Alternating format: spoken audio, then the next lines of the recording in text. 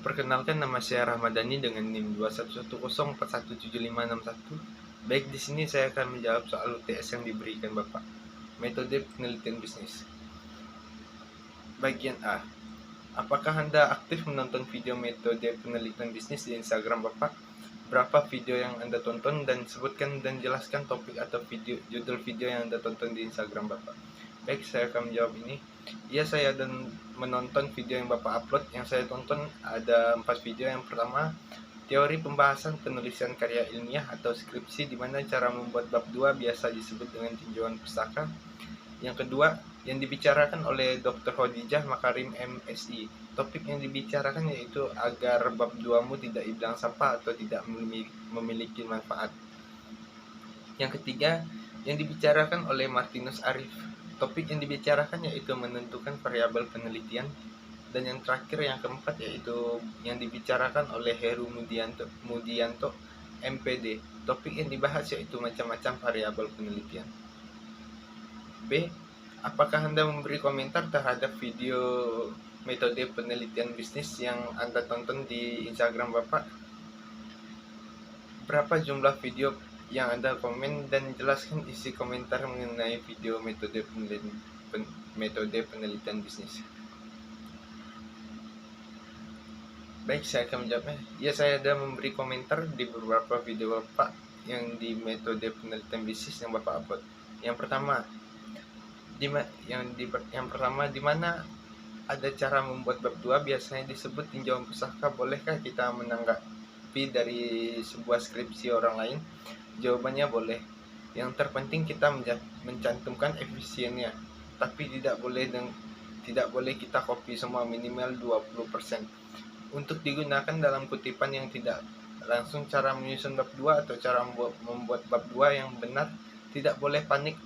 Langkah yang pertama, kita buat daftar isi bagi beberapa bagian. Langkah kedua, kita memilih teori. Dalam memilih teori, kita harus memilih teori yang tepat sesuai dengan pemikiran kita dan seirama dengan kita. Langkah ketiga, kita substitusikan seperti kepentingan manajemen, sumber daya manusia, dan lain-lain. Yang kedua, bab 2 harus ada diskusi, tidak hanya menulis kesimpulan saja tapi mengetahui maknanya. Misalnya dalam penulisannya tentang kompetisi pendidikan terdiri dari 5 halaman tapi 12 pendapat yang sering mendukung, seperti kompetisi pendidik muslim, menjelaskan tentang kompetisi dalam menyampaikan atau menjelaskan bab ini. Bisa menggunakan kata selanjutnya. Ada kesimpulan dan titik terang dalam mendiskusi. Yang pertama, membuat alat ukur. Yang kedua, membuat landasan hipotesis.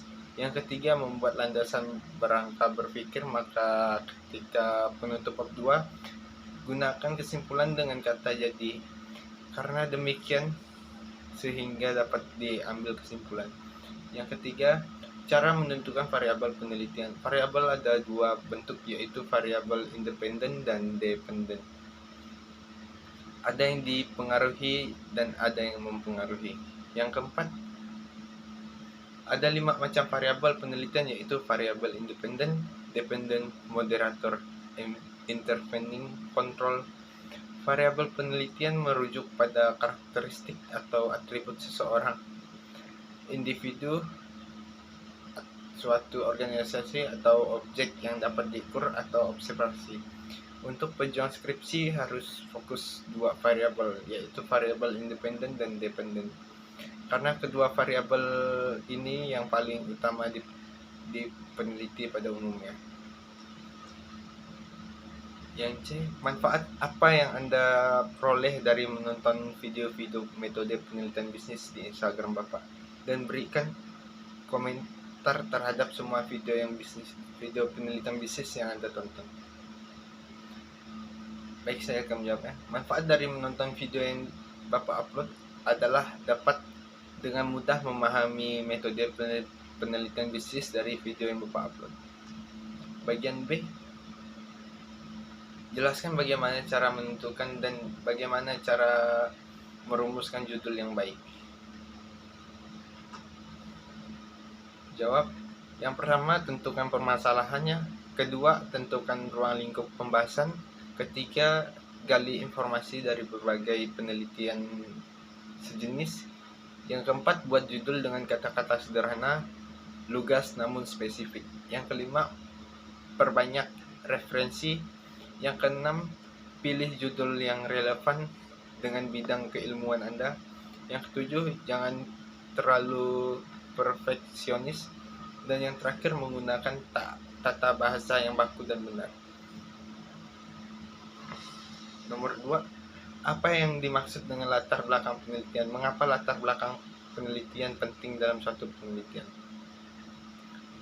Latar belakang penelitian adalah penjelasan singkat mengenai topik atau objek penelitian, serta penjabaran alasan topik yang dipilih penting untuk dibahas, dan mengapa latar belakang penelitian sangat penting. Karena latar belakang memberi alur berpikir sehingga mempermudah peneliti untuk mensistematisir persoalan yang ingin dipecahkan. Setiap masalah yang akan dijawab sebaiknya diutarakan sebagai problematik yang akan dibahas dalam bab-bab berikutnya.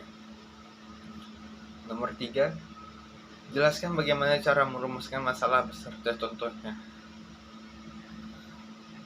Yang pertama, tentukan metode penelitian, mencari wawasan teori, cermat melihat fenomena, menggunakan 5W+1H.